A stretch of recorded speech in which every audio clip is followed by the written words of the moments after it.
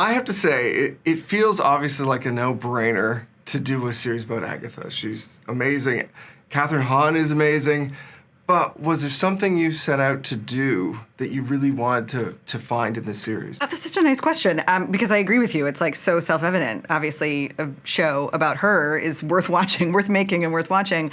I think if separating the magnificence of Kathryn Hahn and the fun of this character, in returning to Marvel and doing another show, I wanted to recapture some of the fun of WandaVision and the sort of puzzle of it, but try and reimagine it, and Agatha was the perfect character to do that with. She afforded an opportunity to sort of like break open the mold, but still, have the sort of unfurling mysteries, to have the genre pieces, but in a witchier kind of horror way. The first episode, I don't know if I'm reading into it wrong, but it feels like there's a moment where Agatha is basically like reborn. And I love how you go from before that to after that.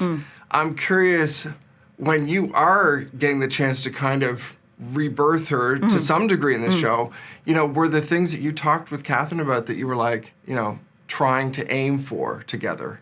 Yes. I mean, I think that sequence that you're talking about in episode 1 where she sort of strips down, it's the peeling back of the layers of Agatha. And so to sort of externalize that and also have it be so fun because it's all the looks you recognize from WandaVision, but that is very much what Kathryn and I and Marvel wanted to do with this show, is peel back the layers of Agatha. And so in the pilot, you see that physicalized. And then over the course of the show, you really sort of get that emotionally. That's cool. I mean, then you've got someone like Aubrey Plaza coming in. I mean, she feels like the most obvious person to include here. What was it like bringing her into this and working with her, and then opposite Kathryn, obviously? Yeah. I mean, yeah, Aubrey Plaza was like, duh. She wrote a book on a Christmas witch. She worships the Dark Lords. She's so perfect for us. And when we first started talking about it, it was that feeling of like, yeah, this is so right. We don't dare hope that it would happen. And then it did. And we were just like counting our lucky stars. She was, spectacular. She and Kathryn have this explosive chemistry. It's more sort of like crackly. It's sort of like a cauldron bubbling or a fire crackling. Like it's just constant and there. And it was very natural. And Aubrey as a performer she's so unexpected.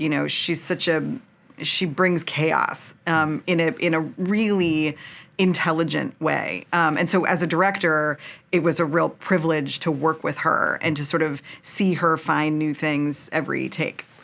And it feels like you really put on the line to have them come head to head early on, because some shows would wait. That would be like, you wouldn't see that for episodes. Yeah. Did you feel like that was a gamble? Were you like, no, we've got to show something here because there's way more ahead? Yeah, we wanted to show like a close quarters fight off the bat because their relationship is so intimate and so physical, and also because we're trying the case that at the top of this show, Agatha is powerless. To see her in a physical fight, where she is at a disadvantage, felt exciting and fresh. I also my time in the MCU, the sort of big bang finale is not my strong suit, and it's not always what I'm interested in. So I always kind of want to subvert that structure in whatever way I can.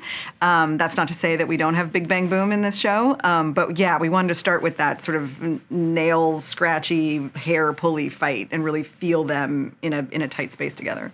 What was your favorite moment to bring together into this? Even if you can't talk about it, was there something that you were like, this is the moment? I mean, there's so many moments that are my favorite moment, but I would say, right now, and thinking of it, the scene of the coven gathering in the basement and singing the song, conceiving of that moment, then involving the Lopezes to create their masterpiece, and then being the director on the day, watching those women, and they sang live.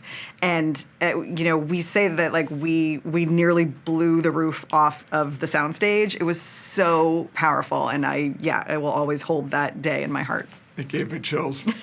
Thank you so much. Thank you. Great questions. Awesome to meet you. You too.